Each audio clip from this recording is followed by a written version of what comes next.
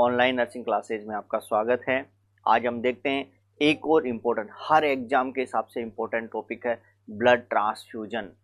देखिए blood transfusion में कौन कौन से कंटेंट अपन डिस्कस करेंगे, ब्लड ट्रांसफ्यूजन क्या होता है, ब्लड ट्रांसफ्यूजन की ज़रूरत कब पड़ती है, ब्लड ट्रांसफ्यूजन के कंपोनेंट्स कौन कौन से हैं, किन किन कंपोनेंट्स के बारे में अपन डिस्कस करेंगे। उसके बाद में ब्लड ट्रांसफ्यूजन का प्रोसीजर क्या होता है, प्रोसीजर के लिए क्या क्या चीज़ें ज़रूरी हैं, और लास्ट में अपन देखेंगे इसके कॉम्प्लिकेशंस क्या क्या हैं। क्लियर है? अब देखते हैं ब्लड ट्रांसफ्यूजन है क्या। Blood transfusion, blood transfusion, blood transfusion. देखिए ब्लड ट्रांसफ्यूजन का मतलब है ब्लड और ब्लड के प्रोडक्ट्स हैं, ब्लड और ब्लड के प्रोडक्ट्स को बॉडी में एडमिनिस्टर करना, बॉडी में ट्रांसफ्यूज करना, क्या कहलाएगा? ब्लड ट्रांसफ्यूजन कहलाएगा। या एक तरीका क्या है, प्रोसेस है जिसमें ब्लड और ब्लड के प्रोडक्ट्स को बॉडी में ट्रांसफ्यूज किया जाता है, एडमिनिस्टर किया जाता है। ब्लड ट्रांसफ्यूजन की ज़रूरत कब पड़ती है? देखो जनरली अपन बोलते हैं हीमोग्लोबिन जो लेवल है, हीमोग्लोबिन लेवल है वो कम हो जाए। और अगर एडल्ट की बात करते हैं तो अगर लेस देन 8 से कम अगर हीमोग्लोबिन हो जाता है तो अपने को किसकी ज़रूरत पड़ती है? ट्रांसफ्यूजन की ज़रूरत पड़ती है। अब इस ब्लड ट्रांसफ्यूजन में कौन कौन से कंपोनेंट्स ट्रांसफ्यूजन करते हैं, उन कंपोनेंट्स का क्या क्या यूज है, क्या क्या क्वेश्चंस यहाँ से पूछे जाते हैं, इन सब के बारे में सबसे पहले आज की क्लास में अपन डिस्कस करेंगे, कंपोनेंट्स के बारे में बात करेंगे। क्लियर है? तो अपन कह सकते हैं it is a process, it is a process, it is a process in which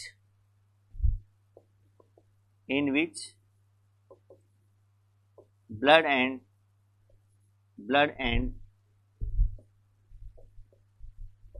products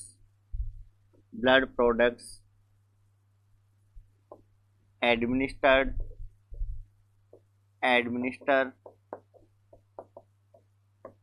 into client oblique patient. किसी भी पेशेंट में ब्लड और ब्लड के प्रोडक्ट को एडमिनिस्टर करना क्या कहलाता है? ब्लड ट्रांसफ्यूजन कहलाता है, ब्लड ट्रांसफ्यूजन कहलाता है। क्लियर है? अब ब्लड ट्रांसफ्यूजन की नीड कब पड़ी? जनरली नीड कब पड़ती है, कब जरूरत पड़ेगी ब्लड ट्रांसफ्यूजन की?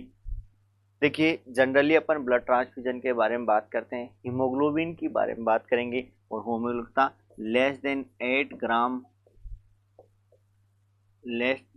8 ग्राम पर डीएल। जब एक एडल्ट क्लाइंट में 8 से कम हीमोग्लोबिन होता है, एचबी लेवल लेस देन 8 ग्राम पर DL, HB level, haemoglobin level अगर 8 ग्राम पर डीएल से कम हो जाए तो ऐसी कंडीशन में आपको ट्रांसफ्यूजन की ज़रूरत पड़ती है। अब देखिए ट्रांसफ्यूजन के लिए जनरली अपन क्या क्या चीज़ें देख सकते हैं, क्या क्या चीज़ें ज़रूरी हैं। देखिए यहाँ पर सबसे पहले अपन बात करते हैं components of blood transfusion, components of blood transfusion. Blood transfusion के कौन कौन से कंपोनेंट्स हैं, किन किन का यूज किया जाता है, इसके बारे में अपन डिस्कस करते हैं। Components of blood transfusion. देखिए क्या क्या कंपोनेंट्स होते हैं, क्या क्या होते हैं, इसके बारे में अपन डिस्कस करेंगे। सबसे पहले जो कंपोनेंट की बात करते हैं वो आता है होल ब्लड। यहाँ अपन बात करेंगे होल ब्लड। देखिए होल ब्लड क्या होता है? होल ब्लड में आपका पूरे all components of blood include होता है। ऑल कंपोनेंट्स में चाहे आप ब्लड सेल्स ले लीजिए, प्लाज्मा ले लीजिए। आप ब्लड सेल्स में आप बात करेंगे आरबीसी होती है, प्लेटलेट्स होती है, डब्ल्यूबीसी होती है और प्लाज्मा, यानी पूरा कंपोनेंट्स इंक्लूड हो तो उसको क्या बोलेंगे? होल ब्लड बोलेंगे। तो आप कह सकते हैं इट इंक्लूड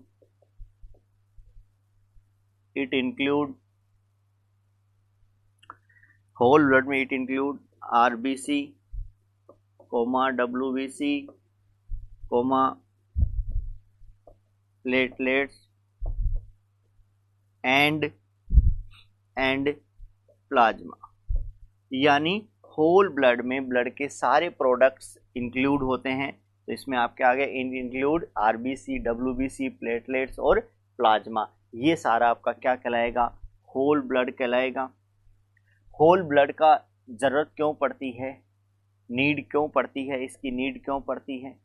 कई बार ब्लड का लॉस हो जाता है, सीवियर ब्लड लॉस हो जाए, या कई बार आप देखते हैं को जैसे क्लाइंट है उसकी जो इम्यूनिटी है वो कमज़ोर हो जाए, इम्यूनिटी कमज़ोर हो जाए, तो उसके लिए भी अपन कहते हैं। तो जनरली अगर सीवियर ब्लड लॉस हो जाए, नीड कब पड़ती है, नीड सीवियर ब्लड लॉस हो जाए, सीवियर ब्लड लॉस हो जाए, ऐसी कंडीशन में अपन किसकी ज़रूरत पड़ सकती है, आपको होल ब्लड की ज़रूरत पड़ सकती है।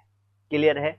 अब होल ब्लड देखिए क्या है, होल ब्लड का एक यूनिट जब अपन लेते हैं होल ब्लड की, उसमें कितना होता है, क्या होता है, इसके बारे में अपन डिस्कस करते हैं। जब किसी क्लाइंट से अपन लेते हैं, कलेक्शन करते हैं, डोनेट करवाते हैं, तो उस टाइम पे कितना ब्लड, और जब अपन ट्रांसफ्यूजन करते हैं तो कितना ब्लड होता है। तो देखिए होल ब्लड की एक यूनिट में कितना ब्लड होता है, 350 ml।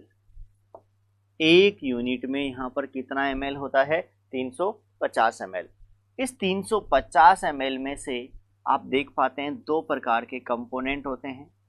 अगर मैं ओनली ब्लड प्रोडक्ट की बात करूँगा तो वो कितने होते हैं, 300 ml ब्लड कंपोनेंट होता है, जबकि 50 ml इसमें क्या होता है, एंटी कोएगुलेंट एंड प्रिजर्वेटिव्स होते हैं। तो यहाँ कह सकता हूँ मैं ब्लड इसमें जो होता है वो कितना होता है, 300 ml होता है। कई बार पूछा जाता है कि एक यूनिट होल ब्लड में ब्लड कंपोनेंट कितना होता है, 300 ml, जबकि यहाँ पे एंटी कोएगुलेंट एंड प्रिजर्वेटिव्स कितने होते हैं, एंटी कोएगुलेंट एंड प्रिजर्वेटिव कितना होता है, तो ये लगभग कितना होता है, 50 ml। तो आपने कहा एक यूनिट होल ब्लड में कितना होता है, 300 ml ब्लड कंपोनेंट और 50 ml क्या होते हैं, एंटी कोएगुलेंट और प्रिजर्वेटिव्स होते हैं।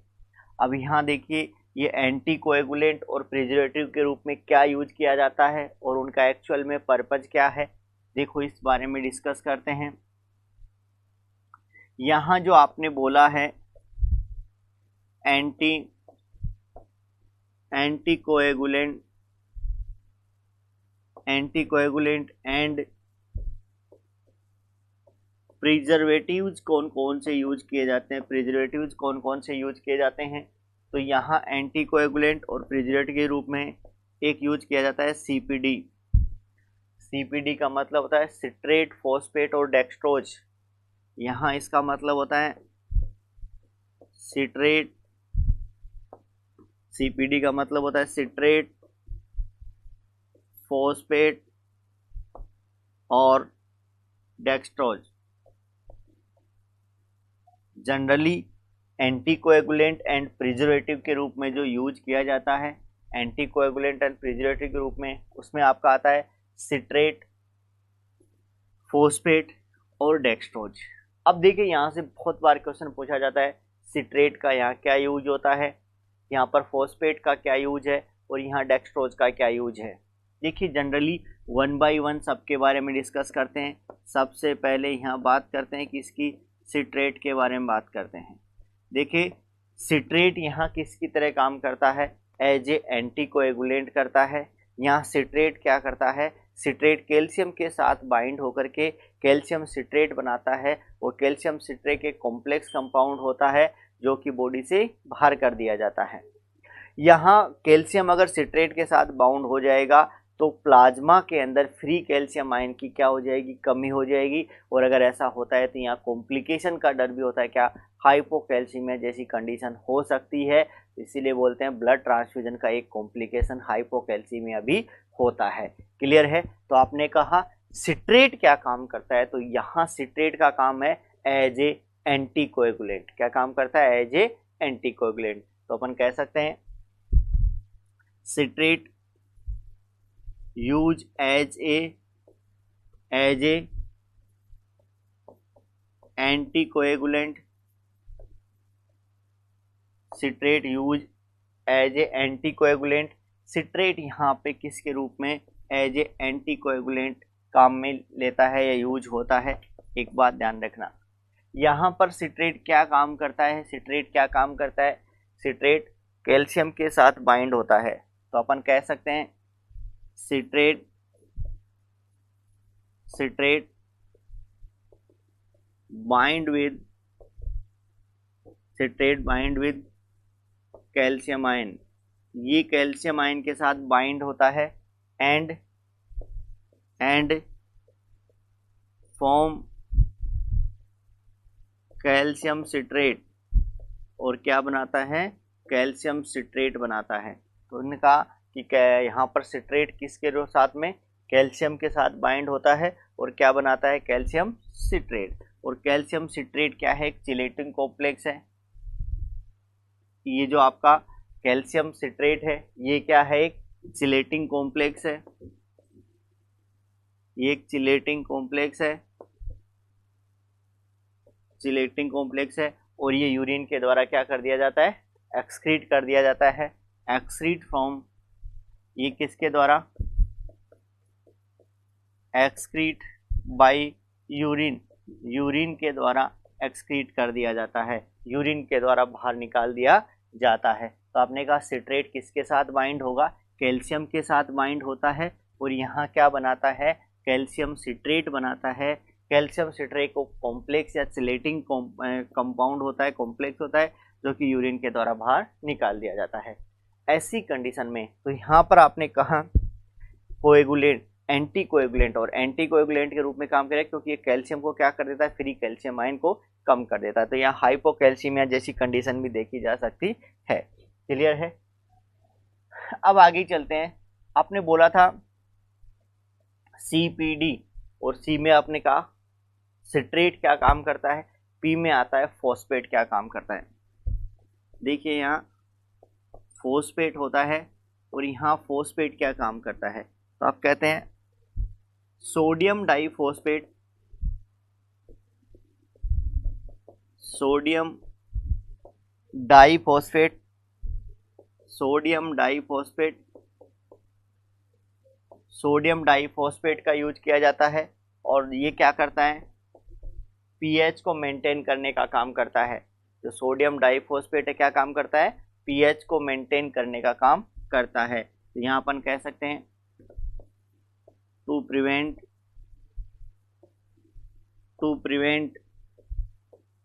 पीएच फॉल, ये क्या करता है, पीएच फॉल को प्रिवेंट करने से रोकता है। तो टू प्रिवेंट पीएच फॉल या पीएच को मेंटेन करने का काम करता है। तो यहाँ पर फॉस्फेट पीएच मेंटेन करने का काम करता है। थर्ड आपका यहाँ आता है, थर्ड जो कंपोनेंट है वो आपने कहा डेक्सट्रोज। डेक्सट्रोज यहाँ देखिए क्या काम करता है, जो भी आपकी ब्लड सेल्स है उनको क्या न्यूट्रिशन प्रोवाइड करने का काम करता है। तो यहाँ पर डेक्सट्रोज का क्या काम है, न्यूट्रिशन प्रोवाइड करता है ब्लड सेल्स का, जैसे आरबीसी है, यूसी है, ब्लड सेल्स को। तो अपन कह सकते हैं यहाँ पे टू प्रोवाइड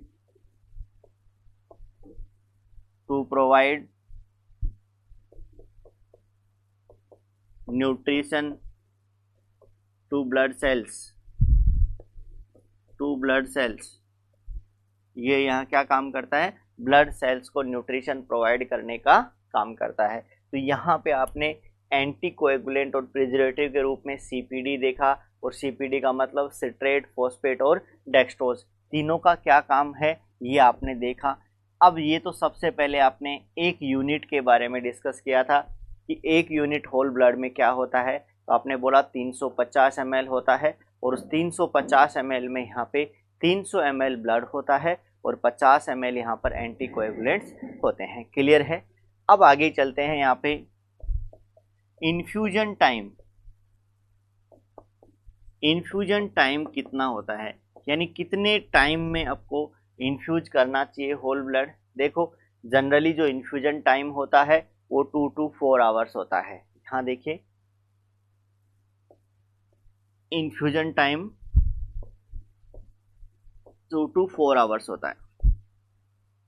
यहाँ जो इन्फ्यूजन टाइम है वो कितना होता है 2 to 4 आवर्स होता है। देखिए यहाँ कई बार क्वेश्चन पूछा जाता है, अगर क्लाइंट, देखो नॉर्मली 2 to 4 आवर्स आपने बोला, क्वेश्चन आता है कि अगर आपने लेस देन 2 आवर्स में ब्लड ट्रांसफ्यूज कर दिया तो क्या कॉम्प्लिकेशन हो सकता है, मोर देन 4 आवर्स के अंदर आपने अगर ट्रांसफ्यूजन किया है तो क्या कॉम्प्लिकेशन हो सकता है। ऐसा भी कई बार क्वेश्चन छोटा मोटा डाल देता है। तो आप कह सकते हैं यहाँ दो प्रकार के क्वेश्चन बनते हैं। यहाँ क्वेश्चन बनता है इफ यहाँ एक क्वेश्चन बनता है इफ ब्लड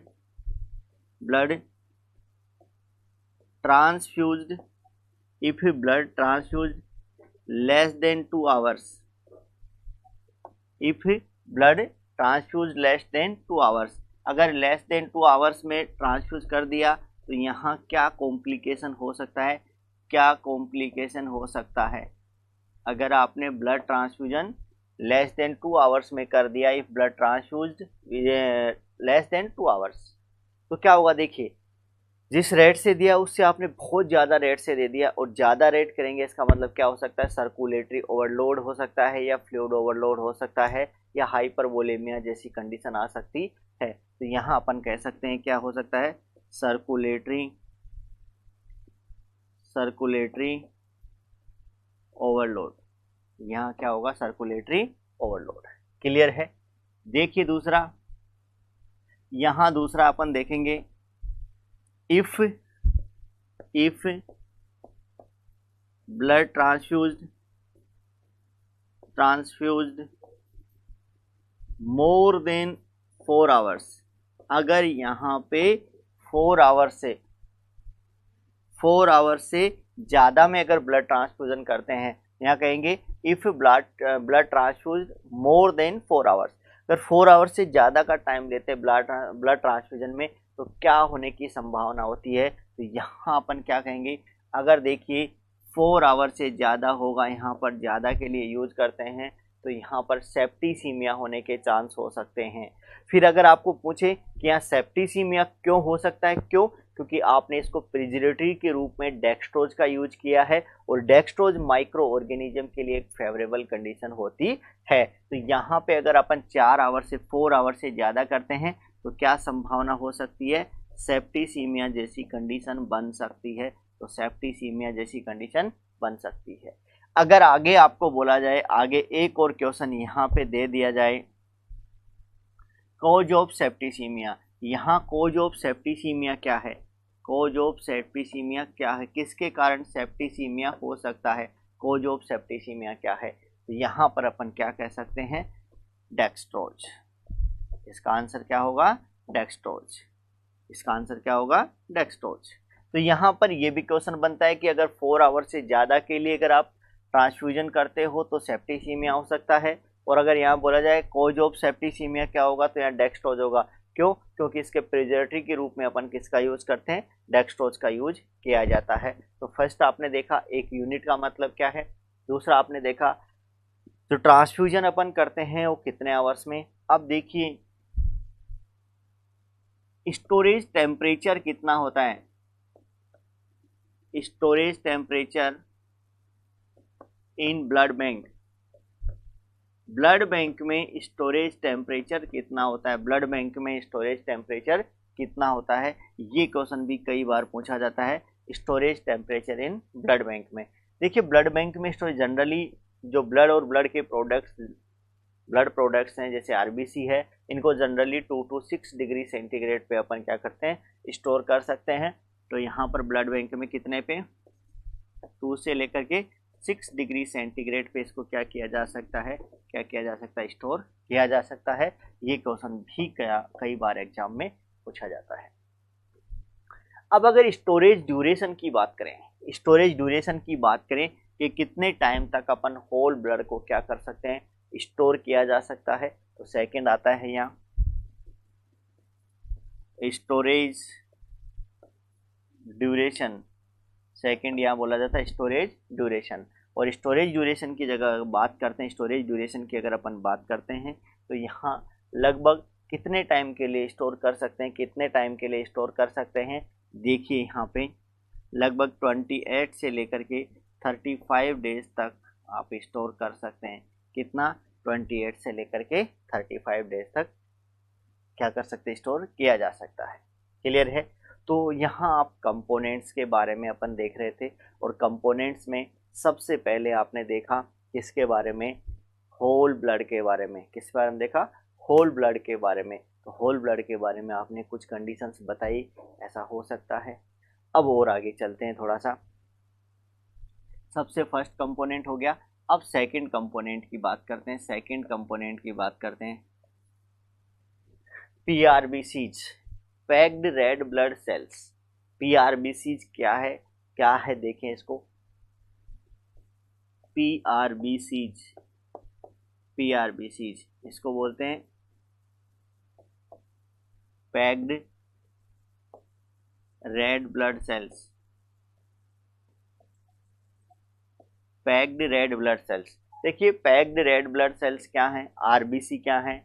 जनरली आरबीसी की जरूरत कब पड़ती है, क्या है? देखो जब भी आप आरबीसी ट्रांसफ्यूजन की बात करते हैं, आरबीसी ट्रांसफ्यूजन की बात करते हैं, तो जनरली अपन क्या बोलते हैं यहाँ पे, कब की जाती है। देखिए नीड कब है, नीड कब पड़ती है, नीड कब पड़ती है। तो आपने कहा अगर एचबी लेवल लेस देन 8 ग्राम पर डीएल हो जाए, एचबी लेवल कितना हो जाए, लेस देन 8 ग्राम पर डीएल हो जाए। या फिर एक और पीआरबीसी के जो वॉल्यूम है इसको क्या बोलते हैं, हीमेटोक्रेट। तो इस अगर हीमेटोक्रेट की बात करूं, हीमेटोक्रीट की बात करूं, हीमेटोक्रीट, तो ये हीमेटोक्रीट कितने से कम हो जाए, लेस देन 30% से कम हो जाए। अगर हीमेटोक्रेट लेस देन 30% से कम हो जाए और एचबी लेवल कितने से, 8 ग्राम पर डीएल से कम हो जाए, तो ऐसी कंडीशन में, इन दोनों कंडीशन में किसकी ज़रूरत पड़ती है, किसकी ज़रूरत पड़ती है, पीआरबीसी की ज़रूरत पड़ती है। क्लियर है? दोनों ही क्वेश्चन कई बार पूछ लिए जाते हैं, थोड़ा सा ध्यान रखना। अब आइए वापस से अपन देखते हैं एक यूनिट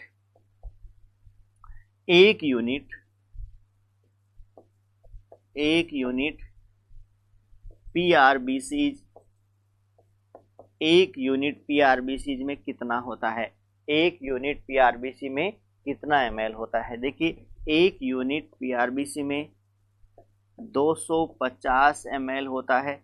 कितना होता है, 250 ml होता है। प्लस यहाँ क्या होते हैं, एंटीकोएगुलेंट्स एंड प्रिजर्वेटिव्स होते हैं, एंटीकोएगुलेंट्स एंड प्रिजर्वेटिव होते हैं। तो आपने कहा एक यूनिट पीआरबीसी में कितना होता है, 250 ml। कितना होता है, 250 ml। साथ में इसके क्या पाए जाते हैं, एंटीकोएगुलेंट एंड प्रिजर्वेटिव्स पाए जाते हैं। ये जो आपका पीआरबीसी है इसमें भी एंटीकोएगुलेंट और प्रिजर्वेटिव के रूप में क्या पाया जाता है, सीपीडी पाया जाता है। क्या पाया जाता है, सीपीडी। सीपीडी का मतलब पहले भी आपने देखा है क्या होता है, सिट्रेट, फॉस्फेट और डेक्सट्रोज। सीपीडी का मतलब क्या होता है, सिट्रेट, यहाँ सीपीडी का मतलब होता है citrate, phosphate and dextrose. Citrate, phosphate and dextrose, जो कि अपन इनके बारे में पहले ही पढ़ चुके हैं। सिट्रेट क्या काम करता है, एंटीकोएगुलेंट का काम करता है। फॉस्फेट क्या काम करता है, फॉस्फेट यहाँ पीएच को मेंटेन करने का काम करता है। जबकि डेक्सट्रोज क्या काम करता है, डेक्सट्रोज यहाँ पे ब्लड सेल्स को न्यूट्रिशन देने का काम करता है, यानी आरबीसी को। देखिए आगे, ये तो आपने सिर्फ एक यूनिट के बारे में देखी। अब आपने ट्रांसफ्यूजन या ट्रांसफ्यूजन टाइम, कितने टाइम में ट्रांसफ्यूज करेंगे, कितने टाइम में ट्रांसफ्यूजन करेंगे, ये देखिए। इसका भी ट्रांसफ्यूजन जो टाइम होता है होल ब्लड के समान ही होता है, कितना, 2 to 4 आवर्स। इसका भी जो ट्रांसफ्यूजन टाइम होता है वो कितना होता है, 2 to 4 आवर्स। यहाँ 2 to 4 आवर से रिलेटेड भी क्वेश्चन कई बार पूछा जाता है। यहाँ पे भी बोला जाता है अगर 2 आवर से कम में अगर ट्रांसफ्यूजन कर दोगे तो क्या हो जाएगा, सर्कुलेटरी ओवरलोड। अगर 4 आवर से ज़्यादा में ट्रांसफ्यूजन करोगे तो क्या हो जाएगा, यहाँ पे सर्कुलेटरी ओवरलोड हो सकता है। 2 आवर से कम में सर्कुलेटरी ओवरलोड और 4 आवर से ज़्यादा में सेप्टिसीमिया जैसी कंडीशन हो सकती है। और कोज ऑफ सेप्टिसीमिया पूछे जैसा कि अपन ने ऊपर बताया तो क्या होगा यहाँ पर, डेक्स्ट्रोज, जो कि एज ए प्रिजर्वेटिव के रूप में अपन काम में लिया जाता है। फिर storage temperature,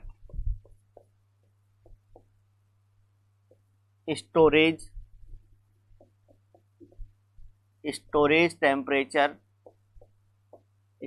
temperature in blood bank.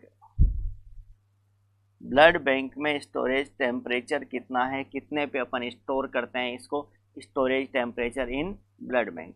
देखो आरबीसी को जो स्टोर किया जाता है वही लगभग आपका 2 डिग्री से लेकर के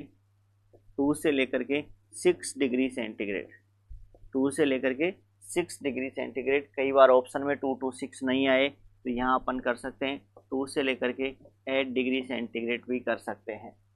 तो यहाँ स्टोरेज टेम्परेचर है ब्लड बैंक में वो 2 to 6 या फिर 2 to 8 डिग्री सेंटीग्रेड है, ऐसा देखते हैं अपन।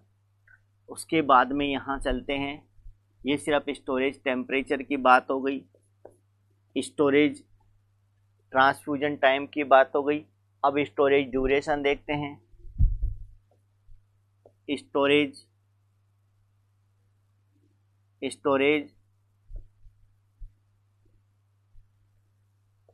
Duration in blood bank, storage duration in blood bank. Blood bank में स्टोरेज ड्यूरेशन क्या होगा, कितने टाइम तक आप इसको क्या कर सकते हो, स्टोर कर सकते हो। तो देखिए ब्लड बैंक में इसको जो स्टोरेज किया जा सकता है वो कितने टाइम तक, 35 से लेकर के 42 डेज तक, 35 से लेकर के 42 डेज तक। ये क्वेश्चन कई बार एग्जाम में पूछा गया है। देखिए यहाँ पर अगर आपको पूछा जाए कि नॉर्मली अपन कितने टाइम के लिए इसको क्या करते हैं, स्टोरेज करते हैं, तो नॉर्मली अपन 35 डेज के लिए स्टोरेज करें। और अगर बोला जाए मैक्सिमम कितना कर सकते हैं तो maximum storage up to 42 days किया जा सकता है। लेकिन जब भी अपन 42 डेज तक अगर स्टोरेज करते हैं तो इसके अंदर एज ए प्रिजर्वेटिव भी कुछ चीज़ें यूज की जाती हैं, जैसे एडेनिन है, इनका अपन यूज कर सकते हैं। तो आपने कहा मैक्सिमम, नॉर्मली जो स्टोरेज है, अगर आपको क्वेश्चन में आए नॉर्मली स्टोरेज कितने टाइम के लिए करते हैं, नॉर्मली स्टोरेज कितने टाइम के लिए करते हैं, तो अपन कितने टाइम के लिए करते हैं, 35 डेज। नॉर्मली जो स्टोरेज किया जाता है कितना, 35 डेज। जबकि यहाँ पर आपको बोला जाए कि मैक्सिमम स्टोरेज कितने टाइम तक किया जा सकता है, मैक्सिमम स्टोरेज, तो मैक्सिमम स्टोरेज कितने टाइम तक, 42 डेज तक कर सकते हैं। क्लियर है। तो आपने कहा नॉर्मली स्टोरेज अपन कितने टाइम तक करते हैं, 35 डेज तक। लेकिन अगर मैक्सिमम स्टोरेज की बात करते हैं या मैक्सिमम स्टोरेज की बात करते हैं तो कितने टाइम में, 42 डेज में। तो ये आपका स्टोरेज ड्यूरेशन कितना है, कितना कर सकते हैं। ये क्वेश्चन ESIC में पूछा गया था, ESIC 2016 में पूछा गया था कि कितने टाइम तक स्टोरेज किया जा सकता है, 35 डेज तक स्टोरेज किया जा सकता है। देखिए अब आगे अपन चलते हैं, एक unit effectiveness of 1 unit of PRBC,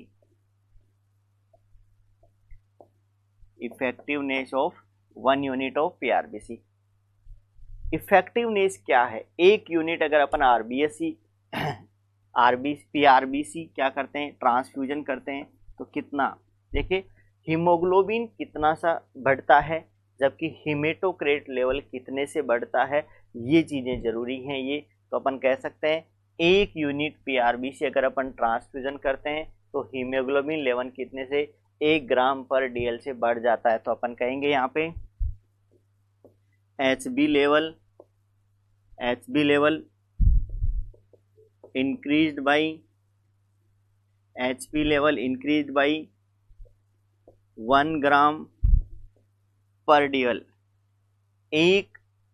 एक यूनिट अगर ट्रांसफ्यूजन करते हैं, effectiveness of 1 unit of PRBC, यानी 1 यूनिट पीआरबीसी ट्रांसफ्यूजन करते हैं तो जो एचबी लेवल है कितने से बढ़ जाता है, 1 ग्राम पर डीएल से। कितने से बढ़ जाता है, 1 ग्राम पर डीएल से बढ़ जाता है। तो एचबी लेवल इंक्रीज्ड बाई 1 ग्राम पर DL. HB level increased by 1 ग्राम पर डीएल। और अगर यही बात करते हैं अपन यहाँ दूसरा हीमेटोक्रेट की,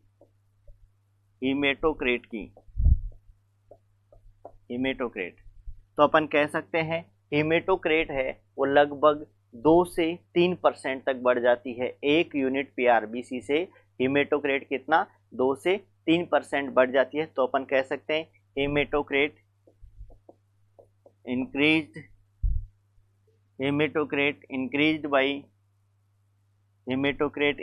बाई 2 to 3%।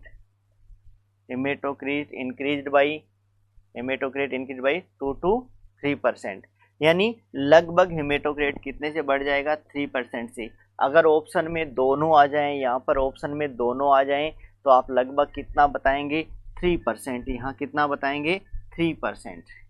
क्लियर है।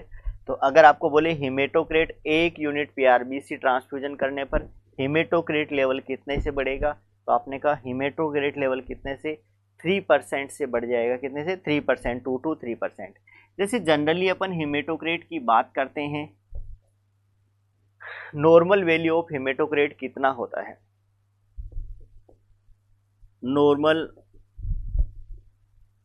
नॉर्मल वैल्यू ऑफ हीमेटोक्रेट की नॉर्मल वैल्यू कितनी होती है।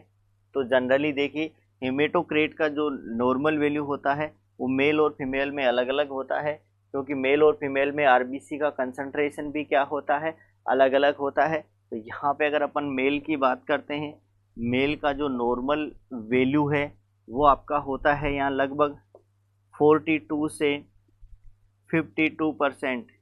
कितना होता है, 42 से 52%। जबकि फीमेल क्लाइंट में जो हीमेटोक्रेट लेवल होता है वो लगभग होता है आपका 35 से लेकर के 47%। ये नॉर्मल वैल्यू है, ये नॉर्मल वैल्यू होता है। कितना, ये फीमेल है, फीमेल। तो मेल का नॉर्मल कितना होता है, 42 से 52%, जबकि फीमेल का कितना होता है, 35 से 47%। आपको बोले कि नॉर्मल वैल्यू ये है हीमेटोक्रेट की, और अगर 1 यूनिट पीआरबीसी ट्रांसफ्यूजन कर दी जाए तो बताइए न्यू हीमेटोक्रेट वैल्यू क्या होगी। तो यहाँ 3% इंक्रीज करके आप न्यू वैल्यू बता सकते हैं। क्लियर है। तो ये आपका जो सेकंड कंपोनेंट था ये है पैक्ड रेड ब्लड सेल। क्या था, packed red blood cells. Clear है। अब थर्ड कंपोनेंट पे अपन यहाँ चलते हैं, प्लेटलेट्स। देखिए प्लेटलेट्स, थर्ड आपका आता है प्लेटलेट्स। देखिए प्लेटलेट्स कितना, आपका प्लेटलेट्स क्या है, कब चढ़ाने की जरूरत पड़ती है, क्यों चढ़ाने की जरूरत पड़ती है। तो एक तो आप कह सकते हो कि जो प्लेटलेट्स हैं अपन क्लोटिंग के लिए चढ़ा सकते हैं, फॉर क्लोटिंग के लिए अपन क्या सा प्लेटलेट चढ़ा सकते हैं। दूसरी बात है किसी क्लाइंट को थ्रोम्बोसाइटोपिनिया हो जाती है। थ्रोम्बोसाइटोपिनिया का मतलब है प्लेटलेट्स का नॉर्मल से कम होना, और थ्रोम्बोसाइटोपिनिया हो गया तो ऐसी कंडीशन में ब्लीडिंग डिसऑर्डर होने के चांस होते हैं। और ऐसी कंडीशन में आप क्या दे सकते हैं, प्लेटलेट्स, तो फॉर क्लोटिंग के लिए दे सकते हैं। या मैं कह रहा हूँ इंडिकेशन जो होता है, मेन इंडिकेशन इसके लिए, इंडिकेशन क्या है, थ्रोम्बोसाइटोपिनिया। मेन इंडिकेशन क्या है यहाँ, thrombocytopenia.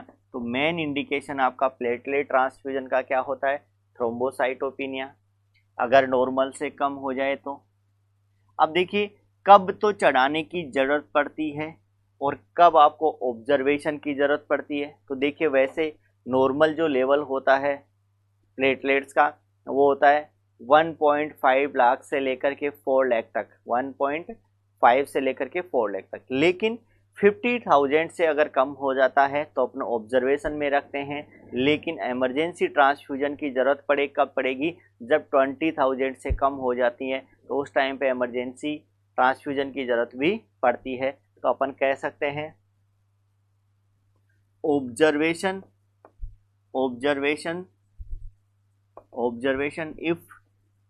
If platelets count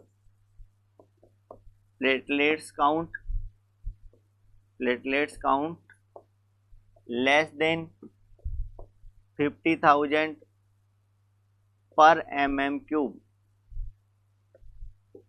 observation की जरूरत पड़ेगी। ऑब्जर्वेशन में रखा जाएगा पेशेंट को अगर प्लेटलेट काउंट कितना हो जाएगा, लेस देन 50,000 पर mm³ से कम हो जाएगा।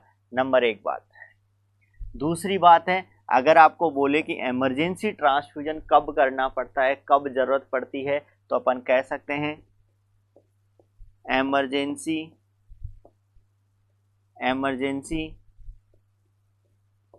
Transfuse if platelets count less than 20,000 पर mm³। आपने कहा emergency transfuse if platelets count less than 20,000 पर mm³ से अगर कम हो जाए तो आपको इमरजेंसी ट्रांसफ्यूजन करना पड़ेगा। अब आपको पहले इंडिकेशन क्या है, थ्रोम्बोसाइटोपिनिया या इमरजेंसी ट्रांसफ्यूजन का। तो देखिए जब भी आपको लगता हो नोज ब्लीडिंग, क्या लगता हो, नोज ब्लीडिंग सबसे पहले ऑब्जर्व करते हैं। और नोज ब्लीडिंग होने का मतलब, नोज ब्लीडिंग ही क्यों होती है, सबसे पहले जो आपको नोज, क्योंकि यहाँ जो नोज की कैपिलरीज हैं वो सबसे ज़्यादा सेंसिटिव होती हैं और सबसे पहले नोज ब्लीडिंग जैसी कंडीशन ही देखी जाती है। तो आपने कहा अगर आपको बोला जाए कि इमरजेंसी ट्रांसफ्यूजन की ज़रूरत कब पड़ती है या क्या आपको क्या ऑब्जर्वेशन करेंगे, क्या इंडिकेशंस आते हैं, तो अगर आपको लगता है नोज ब्लीडिंग होने लग जाए ऐसी कंडीशन, तो अपन हो सकता है प्लेटलेट्स कितने से कम हो जाए। और अगर नोज ब्लीडिंग हो जाए तो उसका मैनेजमेंट क्या है। देखो नोज ब्लीडिंग का मतलब है एपिस्टैक्सिस, और एपिस्टैक्सिस का मेन मैनेजमेंट क्या होता है, पोजीशन। और पोजीशन कौन सी देते हैं, सीटिंग विद लीन फॉरवर्ड। कौन सी देते हैं, sitting with lean forward. Clear है। अब देखिए यहाँ पे ये तो नॉर्मल चीजें आपने बताई कि कब आपको जरूरत पड़ेगी, कब। अब अपन बात करते हैं कि इसका एक यूनिट के अंदर कितना पाया जाता है, क्या होता है, उसका इफेक्टिवनेस क्या होता है, इसके बारे में। तो एक यूनिट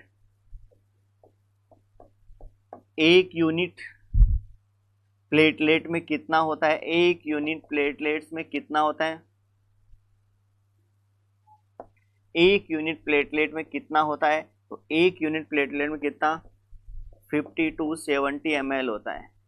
एक यूनिट प्लेटलेट में कितना होता है, 50 to 70 ml। देखिए यहाँ पे इसका ट्रांसफ्यूजन जो टाइम होता है, transfusion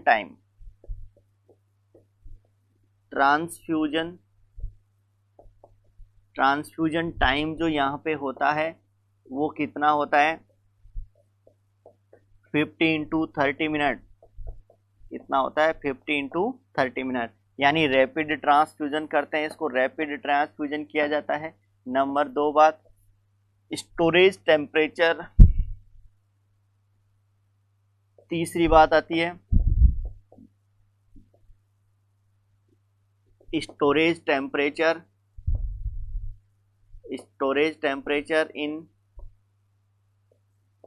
in blood bank. Blood bank में स्टोरेज टेम्परेचर कितना होता है, कितने पे? तो देखिए हमेशा एक बात ध्यान रखना, प्लेटलेट्स को स्टोरेज लो टेम्परेचर पे नहीं किया जाता, प्लेटलेट्स को रूम टेम्परेचर पे स्टोरेज किया जाता है। तो यहाँ आप कहते हैं storage temperature in blood bank, नहीं, इसको कितने पे स्टोरेज किया जाता है? 22 से लेकर के 24 डिग्री सेंटीग्रेड पे, या मैं कह दूं एट रूम टेम्परेचर। इसी बात को मैं क्या कह सकता हूं? एट रूम टेम्परेचर,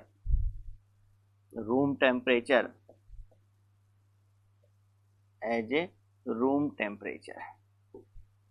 तो इसको रूम टेम्परेचर पे क्या किया जाता है? स्टोर किया जाता है, रूम टेम्परेचर पे स्टोर किया जाता है। स्टोरेज ड्यूरेशन क्या है, कितने दिन तक आप इसको स्टोरेज कर सकते हैं?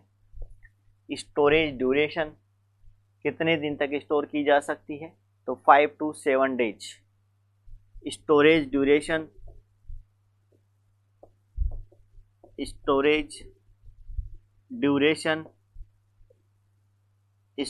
ड्यूरेशन क्या होगा, कितने टाइम तक स्टोर की जा सकती है? तो यहाँ पर स्टोरेज ड्यूरेशन की बात करते हैं, और जनरली इसको स्टोरेज कितने टाइम? 5 to 7 days. कितने टाइम तक किया जा सकता है? 5 to 7 डेज। 5 to 7 डेज तक इसको क्या किया जा सकता है? स्टोर किया जा सकता है। यहाँ पर इसको स्टोर करने के लिए एंटीकोएगुलेंट के रूप में किसका यूज किया जाता है? सोडियम सिट्रेट का। एंटीकोएगुलेंट के रूप में किसका यूज किया जाता है? सोडियम सिट्रेट का। क्लियर है? तो यहाँ पर एंटीकोएगुलेंट के रूप में क्या यूज करते हैं? यहाँ स्टोरेज ड्यूरेशन क्या होती है? तो 5 to 7 डेज। यहाँ आपने कहा रूम टेम्परेचर जो होता है, storage temperature in blood bank कितना होता है? 22 से 24, और रूम टेम्परेचर पे स्टोर किया जाता है। देखिए आगे, ये आपका एंटीकोएगुलेंट के रूप में, इसको एक जिस इंस्ट्रूमेंट में इसको स्टोर किया जाता है उसको क्या बोला जाता है? यानी जहाँ पे इसको स्टोर किया जाता है, जिस इंस्ट्रूमेंट में जिसमें इसको स्टोर किया जाता है, जिस पात्र में, उसको क्या बोला जाता है? एजिटेटर। क्या? एजिटेटर। क्या बोला जाता है? एजिटेटर। देखिए यहाँ पर एजिटेटर क्या होता है? एजिटेटर क्या होता है? Instrument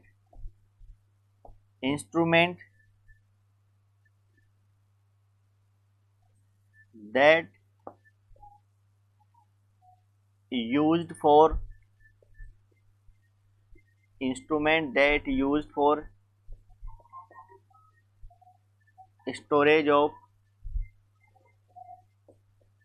platelets।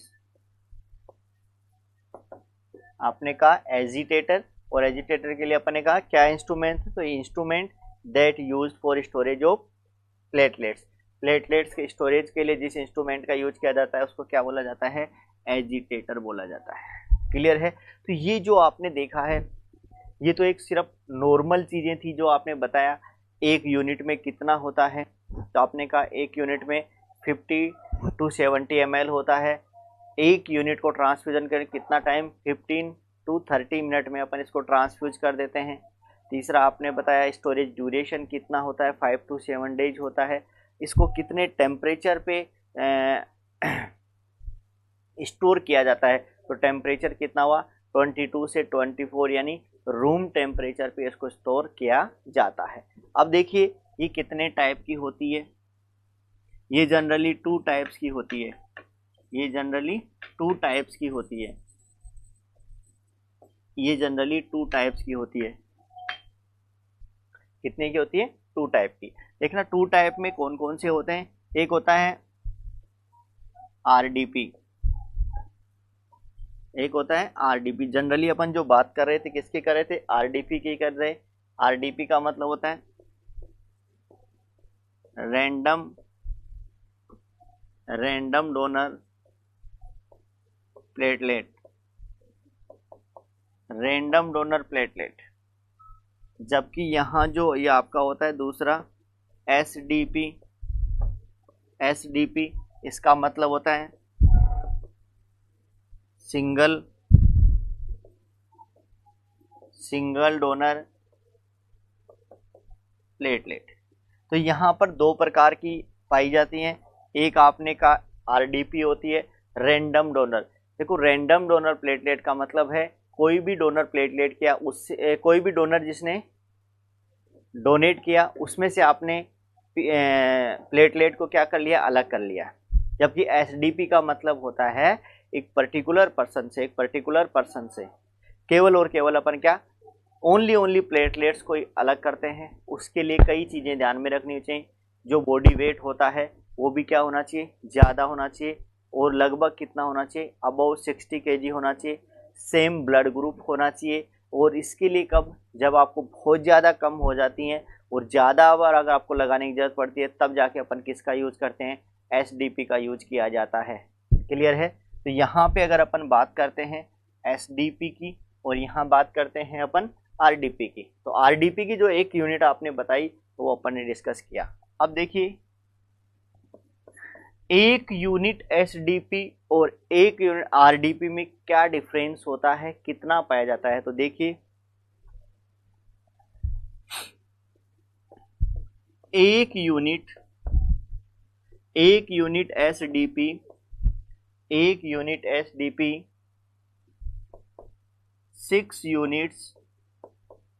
6 यूनिट्स आरडीपी के इक्वल होती है।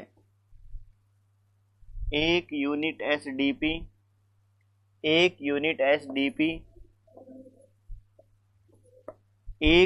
एसडीपी कितने के, 6 यूनिट्स आरडीपी के इक्वल होती है। ये क्वेश्चन कई बार पूछा जाता है, ये थोड़ा सा ध्यान रखना। तो एक यूनिट एसडीपी 6 यूनिट आरडीपी के इक्वल पाई जाती है।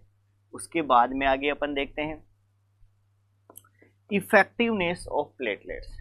प्लेटलेट्स का इफेक्टिवनेस कैसे देखेंगे, इफेक्टिवनेस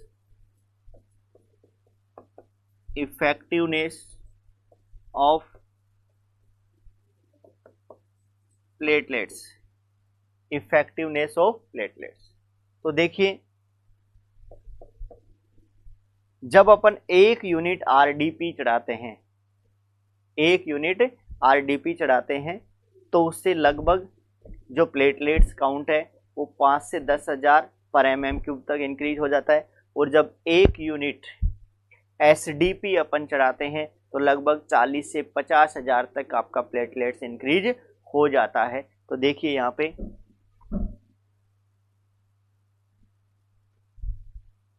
इफेक्टिवनेस ऑफ प्लेटलेट्स, देखिए यहाँ पे सबसे पहले अपन आरडीपी की बात करते हैं। अगर एक यूनिट आरडीपी चढ़ाते हैं तो प्लेटलेट्स कितने से, तो अपन बोल सकते हैं 5 to 10,000 पर mm³ प्लेटलेट्स 5,000 से 10,000 platelets increased by 1 unit of RDP transfused. अगर एक यूनिट आरडीपी ट्रांसफ्यूजन किया जाता है तो उससे प्लेटलेट्स में कितना बढ़ोतरी होती है, 5 से लेकर के 10,000 तक। और अगर यही क्वेश्चन अब थोड़ा सा और आगे पूछ लिया जाए, आपको ये पूछ लिया जाए एसडीपी के लिए पूछ लिया जाए, तो अपन क्या बोलेंगे 40 से 50,000 पर mm³, 40 से 50,000 पर mm³ platelets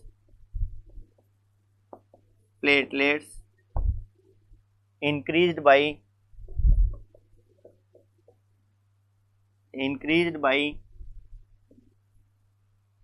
1 unit 1 unit of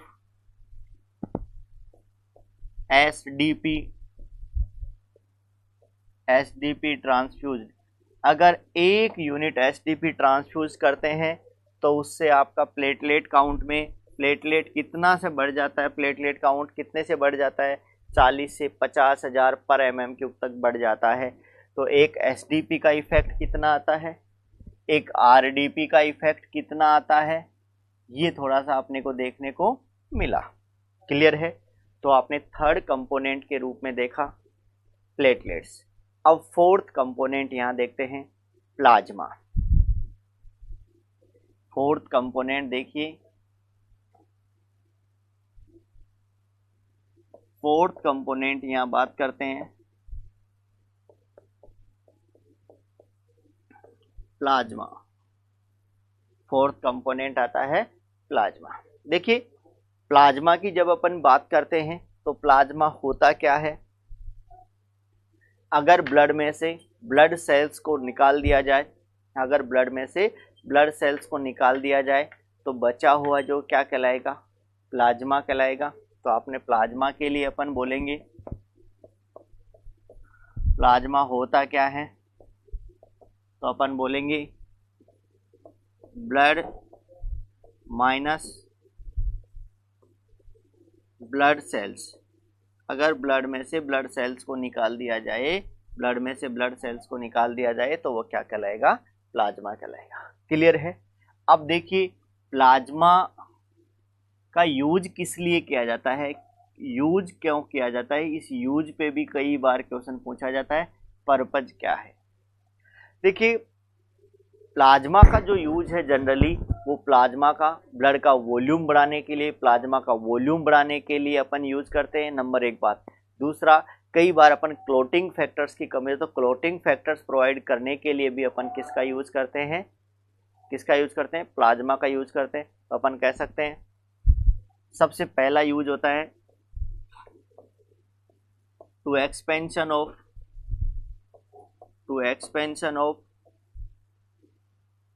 blood volume, to expansion of blood volume. Blood volume को बढ़ाने के लिए, ब्लड वॉल्यूम को बढ़ाने के लिए किसका यूज करते हैं, प्लाज्मा का यूज किया जाता है। नंबर दूसरा, टू प्रोवाइड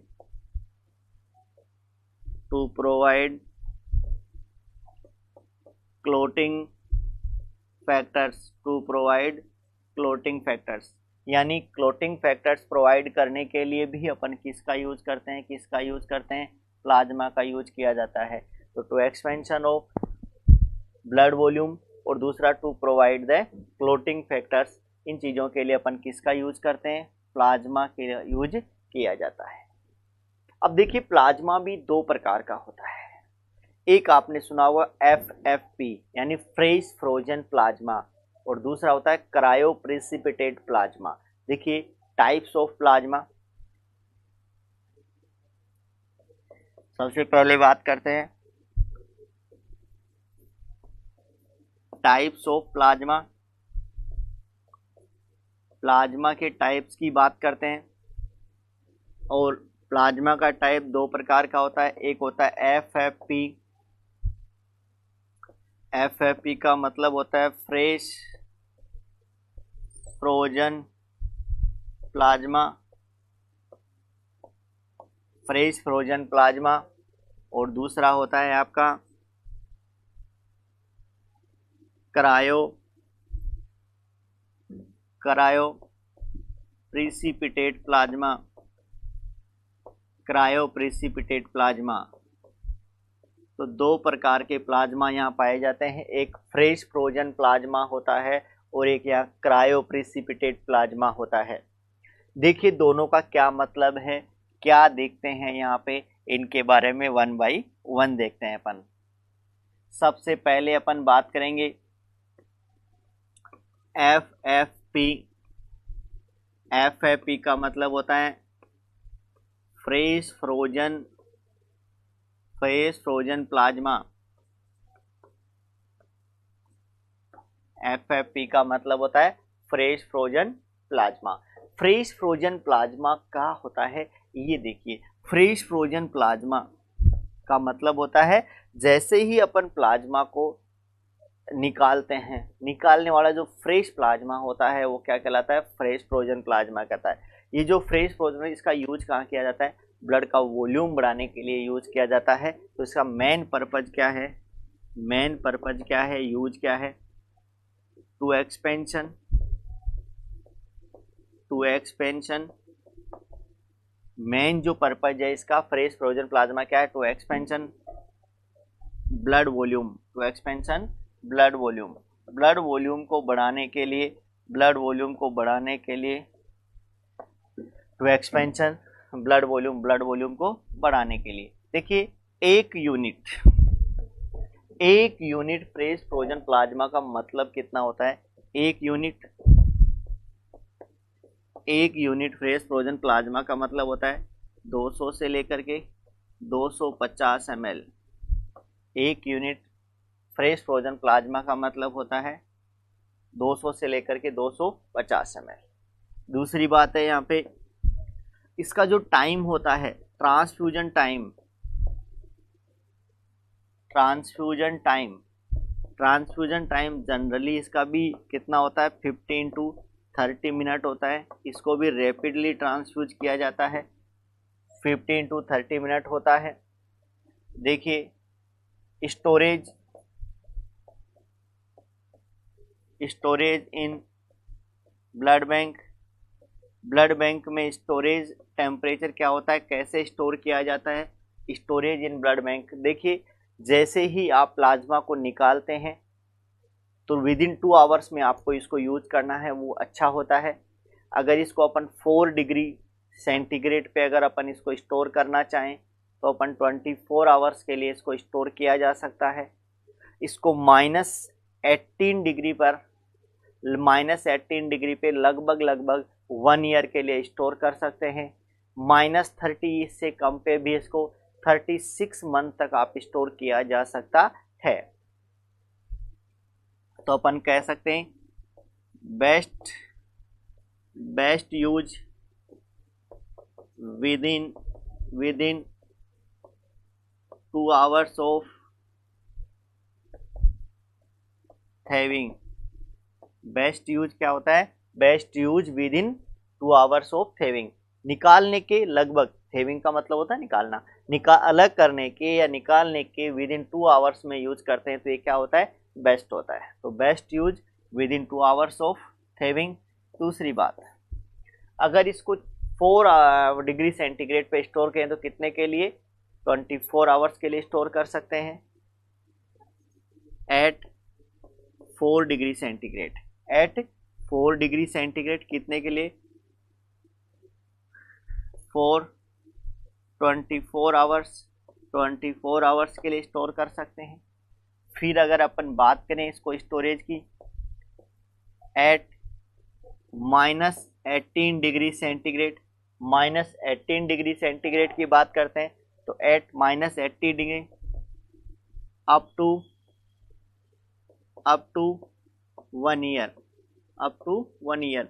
-18 डिग्री सेंटीग्रेड पे कितने के लिए, very very very important, very important, -18 degree centigrade पे कितने टाइम के लिए, अप टू 1 ईयर तक स्टोर किया जा सकता है। उसके बाद में आपने कहा एट -30 डिग्री सेंटीग्रेड और मोर, यानी -30 डिग्री सेंटीग्रेड और ज़्यादा कम पे आपको इसको अप टू 3 ईयर्स तक स्टोर किया जा सकता है। एट -30 डिग्री सेंटीग्रेड और मोर पे आप इसको कितने तक कर सकते हैं, अप टू 3 ईयर्स तक स्टोर किया जा सकता है। तो आपने कहा एट 4 डिग्री सेंटीग्रेड कितने पे, 24 आवर्स तक, -80 डिग्री 18 डिग्री सेंटीग्रेड पे, 18 यानी 18 डिग्री सेंटीग्रेड पे अप टू 1 ईयर के लिए, और एट -30 डिग्री और मोर के लिए अपन 3 ईयर्स तक स्टोर किया जा सकता है। तो ये आपका होता है फ्रेश फ्रोजन प्लाज्मा। दूसरा आपका यहाँ प्लाज्मा का टाइप है cryo precipitate plasma. Cryo precipitate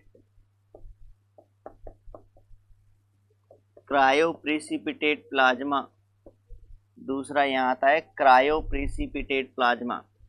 देखिए क्रायो प्रिसिपिटेट प्लाज्मा क्या है, क्या इसका यूज होता है। सबसे पहले तो ये जो क्रायो प्रिसिपिटेट प्लाज्मा है ये मेनली क्लोटिंग फैक्टर्स को प्रोवाइड करने के लिए दिया जाता है। तो इसका मेन यूज क्या है, इसका मेन यूज क्या है, to provide clotting factors, to provide clotting factors, to provide clotting factors. देखिए क्रायो प्रिसिपिटेट जो प्लाज्मा है वो मेनली किसके लिए दिया जाता है, क्लोटिंग फैक्टर्स को प्रोवाइड करने के लिए। और ये जो क्लोटिंग फैक्टर्स है ये कौन से प्रोवाइड किए जाते हैं, mainly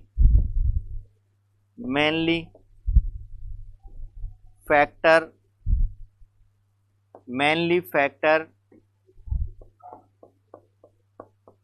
eight AHF anti haemophilic factor and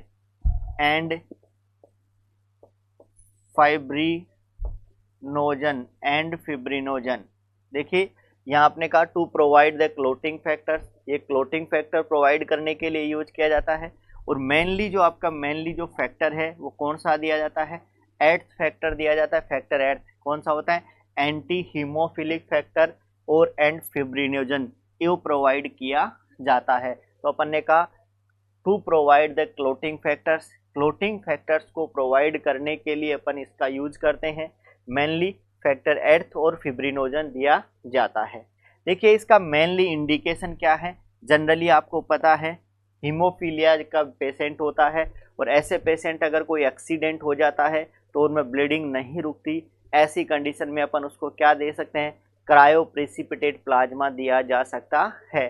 तो इंडिकेशन क्या है, इसका मेन इंडिकेशन क्या है, मेन इंडिकेशन है हीमोफीलिया पेशेंट, मेन इंडिकेशन क्या है, हीमोफीलिया का पेशेंट।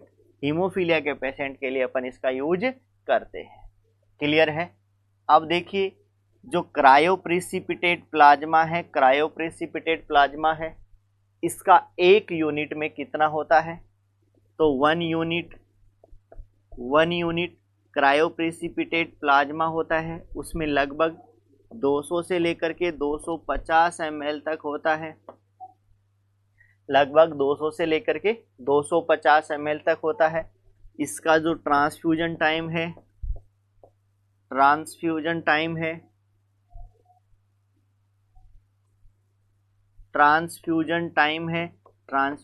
टाइम कितना होता है, इसका लगभग 30 to 60 मिनट्स तक अपन ट्रांसफ्यूज कर सकते हैं। 30 to 60 मिनट तक इसको क्या कर सकते हैं, ट्रांसफ्यूजन कर सकते हैं। उसके बाद में आपने ट्रांसफ्यूजन टाइम हो गया, स्टोरेज ड्यूरेशन कितना होता है, कितने दिन तक स्टोर किया जा सकता है, तो अपन कह सकते हैं स्टोरेज ड्यूरेशन, क्या बोलेंगे, स्टोरेज ड्यूरेशन, कितने ड्यूरेशन तक आप स्टोर कर सकते हैं। देखिए क्रायो प्रिसिपिटेट नाम है ऐसा ही, तो क्रायो प्रिसिपिटेट को क्या -18 डिग्री पे कितने के लिए, 1 ईयर के लिए अपन क्या कर सकते हैं, स्टोर कर सकते हैं। तो आप कह सकते हैं storage duration at -18 degree centigrade कितने तक, अप टू 1 ईयर्स तक, अप टू 1 ईयर तक, 1 साल तक इसको किया जा सकता है स्टोर। तो आपने कहा एट 18 डिग्री सेंटीग्रेड पे, और वो भी कितने के लिए, अप टू 1 ईयर, 1 साल तक अपन क्या कर सकते हैं, स्टोर किया जा सकता है। तो एक आपका क्रायो प्रिसिपिटेट का मेन यूज क्या है, क्लोटिंग फैक्टर प्रोवाइड करना। और क्लोटिंग फैक्टर भी ये कौन सा, यानी फैक्टर 8 और 13 यानी फिब्रिनोजन प्रोवाइड करवाते हैं। क्लियर है। तो ये क्या स्टोरेज ड्यूरेशन कितने दिन तक दे सकते हैं, क्या है ये, इसके बारे में आपने तो फोर्थ जो कंपोनेंट है वो आपने पढ़ा प्लाज्मा। अब फिफ्थ कंपोनेंट पे चलते हैं, ग्रेनुलोसाइट्स। फिफ्थ कंपोनेंट पे चलते हैं,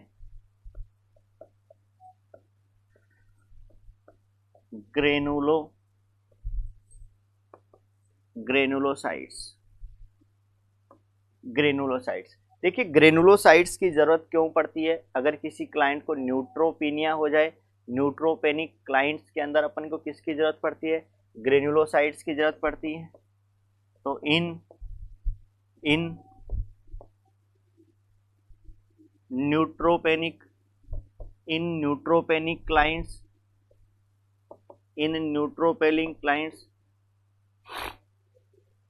न्यूट्रोपेनिक क्लाइंट्स में अपन किसका यूज करते हैं? ग्रेनुलोसाइट्स का यूज करते हैं। यहाँ ग्रेनुलोसाइट्स में भी देखिए जनरली अपन एक यूनिट की अगर अपन बात करते हैं,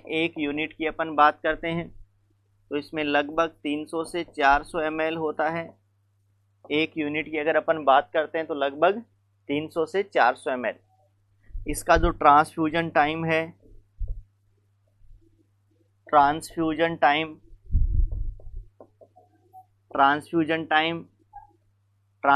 टाइम कितना होता है? लगभग 30 to 60 मिनट्स होता है। ट्रांसफ्यूजन टाइम लगभग 30 to 60 मिनट्स होता है। स्टोरेज की बात करते हैं, स्टोरेज जनरली WBC का स्टोरेज है वो आप रूम टेम्परेचर पे 24 आवर्स के लिए स्टोर कर सकते हैं। तो आपने कहा एट रूम टेम्परेचर यानी 22 degree centigrade, stored up to 24 hours तक के लिए अपन स्टोर कर सकते हैं। तो at room temperature stored up to 24 hours तक के लिए अपन इसको स्टोर कर सकते हैं। तो स्टोरेज, एक और बात ध्यान रखना स्पेशली, एक और नोट डाल देना, अगर इसको ब्लड बैंक में ज़्यादा दिन के लिए स्टोर करना होता है, ऐसा करना है तो इसको मोर टाइम के लिए, तो अपन कह सकते हैं at 2 to 6 degree centigrade, at 2 to 6 degree centigrade, at 2 to 6 degree centigrade stored up to 13 days, stored up to 13 days in blood bank. अगर अपन बात करते हैं ब्लड बैंक में स्टोरेज की, इन ब्लड बैंक में स्टोरेज की बात करते हैं तो लगभग कितना 2 to 6 डिग्री सेंटीग्रेड पे कितने के 13 डेज के लिए स्टोर कर सकते हैं। तो ये आपका फिफ्थ कंपोनेंट था, वो क्या है? ग्रेनुलोसाइट्स, WBC की बात की। अब अपन आगे आते हैं लास्ट में, कई बार हाइपोवोलेमिया की कंडीशन में और कोई भी ब्लड प्रोडक्ट नहीं मिलता है तो वो अपन किसका यूज कर सकते हैं? कोलोइड्स का यूज भी कर सकते हैं। अगर आपको कोई भी कुछ भी नहीं मिलता है तो कोलोइड्स का यूज भी कर सकते हैं। ऐसी कंडीशन में अपन, इमरजेंसी कंडीशन में, देखिए कोलोइड्स का मतलब क्या क्या आता है इसमें? तो एक तो आपने कहा डेक्स्ट्रान आता है, डेक्स्ट्रान 40, और कोलोइड्स में एक आता है आपका एल्बुमिन। दो चीज़ें आती हैं, एक एल्बुमिन आता है, एक डेक्स्ट्रान 40। देखो डेक्स्ट्रान 40 का मतलब है इसका 40 मोलिकुलर वेट होता है। वैसे जो डेक्स्ट्रान होते हैं ये एक प्रकार से क्या होते हैं? पॉलीसेकेराइड्स होते हैं, या मैं कह दूँ ग्लाइकेन होते हैं, पॉलीसेकेराइड्स होते हैं। ये जो आपके डेक्स्ट्रान है इनका मोलिकुलर वेट होता है 3000 से लेकर के 2 लाख तक, 3000 से लेकर के 2 लाख तक। जो आपके डेक्स्ट्रान 40 है उसी को अपन एंटी थ्रोम्बोटिक एजेंट के रूप में जनरली यूज करते हैं। जो लार्जर डेक्स्ट्रान होते हैं जैसे डेक्स्ट्रान 60, इनका जनरली यूज अपन नहीं करते हैं। क्यों? क्योंकि ये लॉन्ग टाइम तक ब्लड में रहते हैं, ब्लड से एक्सक्रीट नहीं होते हैं। जबकि डेक्स्ट्रान 40 है वो आपका 70% जो डेक्स्ट्रान 40 है वो 24 आवर्स में यूरिन से निकल जाता है और 30% को बॉडी के द्वारा मेटाबोलाइज्ड कर लिया जाता है। तो इसीलिए जनरली अपन जो डेक्स्ट्रान यूज करते हैं वो कौन सा करते हैं? डेक्स्ट्रान 40। देखिए थोड़ा सा, दो कोलोइड्स की बारे में आपने बात की। सबसे पहले आप बोलते हैं डेक्स्ट्रान। क्या है? डेक्स्ट्रान। डेक्स्ट्रान क्या होता है? पॉलीसेकेराइड्स होते हैं। ये जो डेक्स्ट्रान है पॉलीसेकेराइड्स होते हैं। ये जो डेक्स्ट्रान है ये क्या होते हैं? पॉलीसेकेराइड्स होते हैं। इन डेक्स्ट्रान का मोलिकुलर वेट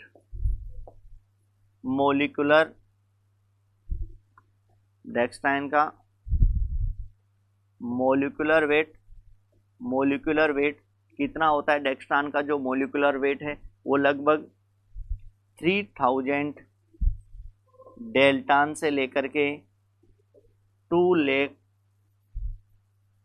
लाख डेल्टान तक होता है। आपने कहा 3000 डेल्टन से लेकर के 2 लाख डेल्टन तक का क्या पाया जाता है? Molecular weight. डेक्स्ट्रान,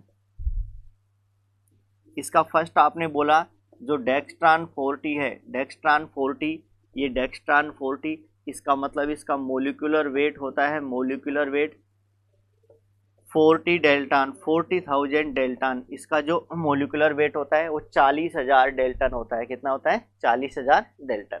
ये डेक्स्ट्रान 40 का, इसका डेक्स्ट्रान 40 का यहाँ पे अपन बोलते हैं 70% of dextran 40 70% of dextran 40 excreted by urine in 24 hours।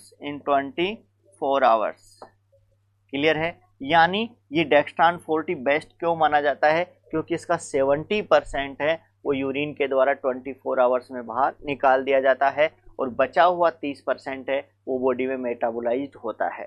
Clear है?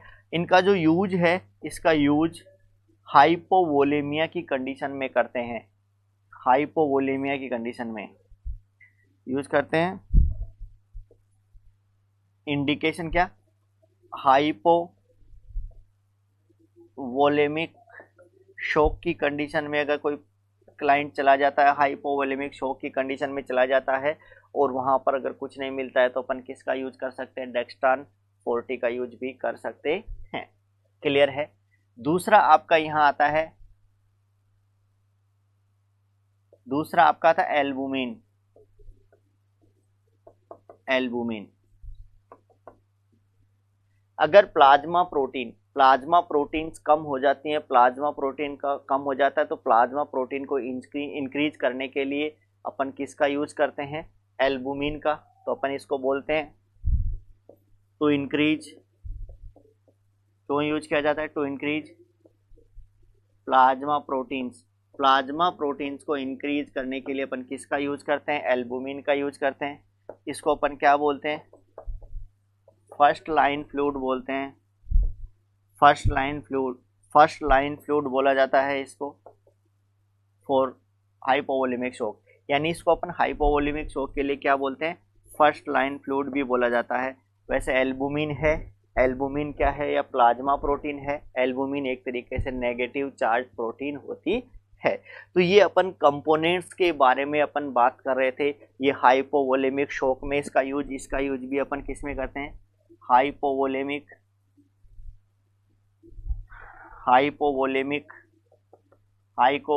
शॉक में कर सकते हैं। या कई बार हेमरेज हो जाता है और ऐसी कंडीशन में अगर ब्लड प्रोडक्ट नहीं मिलता है तो इसका यूज कर सकते हैं। क्लियर है? तो ये आपने देखा कि कौन कौन से ब्लड ट्रांसफ्यूजन में प्रोडक्ट्स का यूज किया जाता है। होल ब्लड का यूज किया जाता है, पीआरबीसी का यूज किया जाता है, प्लेटलेट्स का यूज किया जाता है, प्लाज्मा का यूज किया जाता है, ग्रेनुलोसाइट्स का यूज किया जाता है और कुछ कोलोइड्स का यूज भी कर सकते तो ये आपके फर्स्ट पार्ट में आपने केवल और केवल कंपोनेंट्स की बात की है। अब सेकंड पार्ट में अपन इसके प्रोसीजर की बात करेंगे और इसके कॉम्प्लिकेशंस की बात करेंगे। Okay, thank you.